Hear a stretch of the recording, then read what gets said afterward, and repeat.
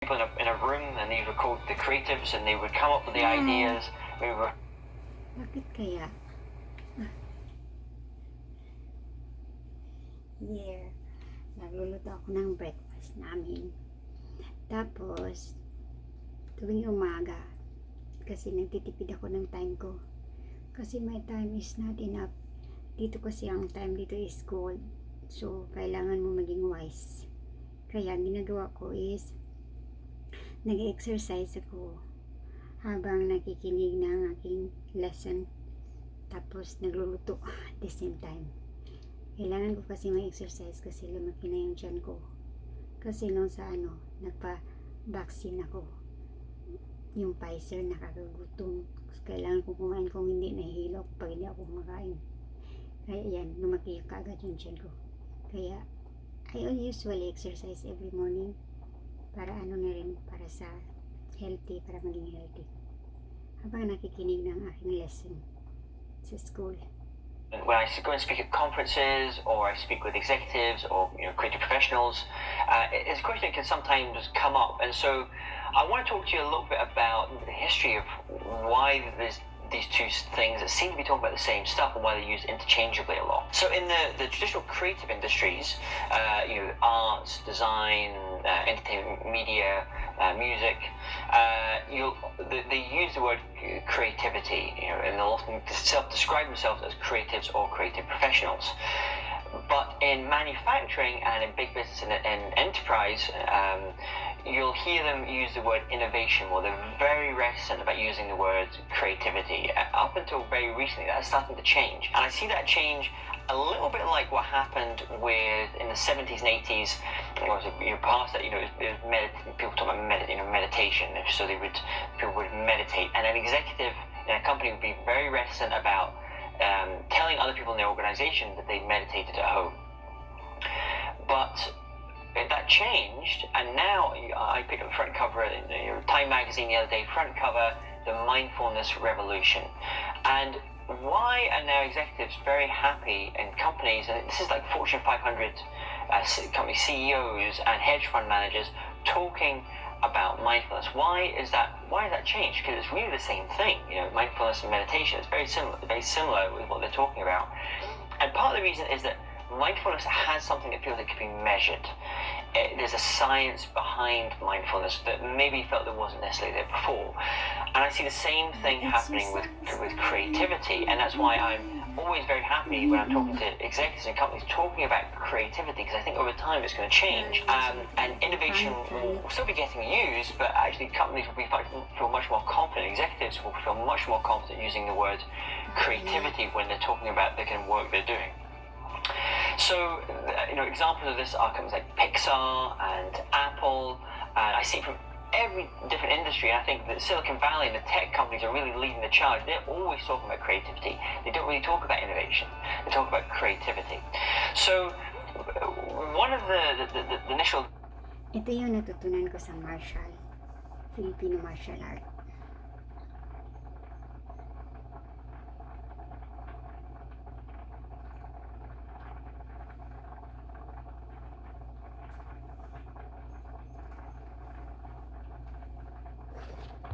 Tago ko yan tiyan ko, ha. Kasi nakakahiya na.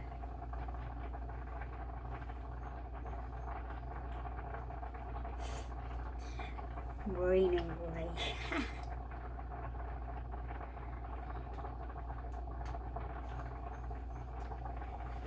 Ano magawa sa buhay? I should hide my tummy. Kasi nakakahiya.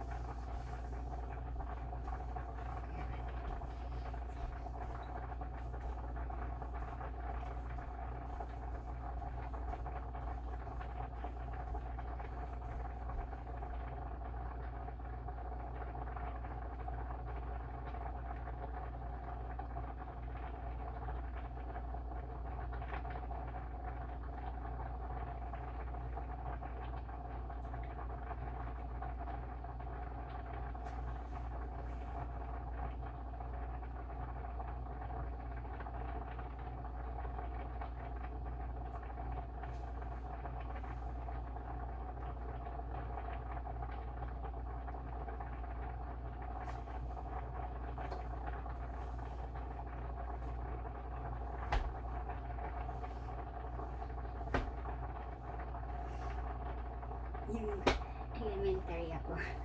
Naalala ko pa. Pero it's helpful. Yun lang. Mga exercise na. Pero ito talaga yung effective sa likod ko. Effective ito kasi nawawala yung sakit ng likod ko. Tapos, hindi na ako pumunta sa chiropractor.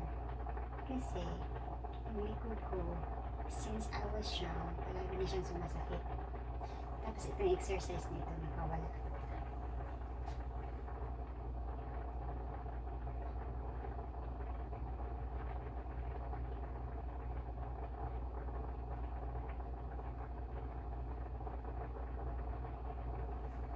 Effective siya talaga.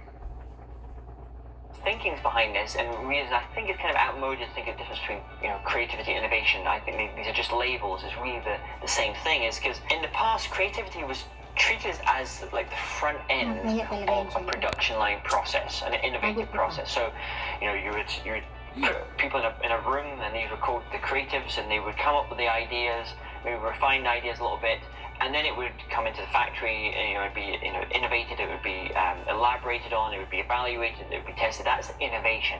So it's a very old school definition, like this like a car factory line, and that's not the way that we work. I don't know about you, but this idea, this factory line idea, is really kind of going away. It's not the way we think. We think things are a lot more complex now.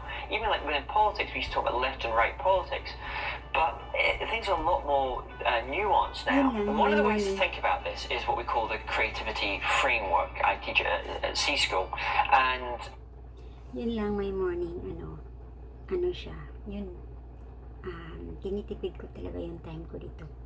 Kasi, as in talaga, ang bilis-bilis ng time. Tapos, na, 3 o'clock na, wala na akong energy mag-study. Kaya gumigising ako ng umaga, like 4 o'clock in the morning to 3 o'clock. Gusto ko 3 o'clock kasi yung brain ko is fresh pa. Pero ganito, wala na. Medyo na ang brain ko. Kaya sana yung mga bata, time to study early, Jude, kasi mahirap talaga pag matanda ka na mag-study. Wala nang energy yung mind. Hirap ng buhay. Anyway, yun lang naman. Share ko lang yung morning ko. How you can save time. Do things 3. I'm doing cooking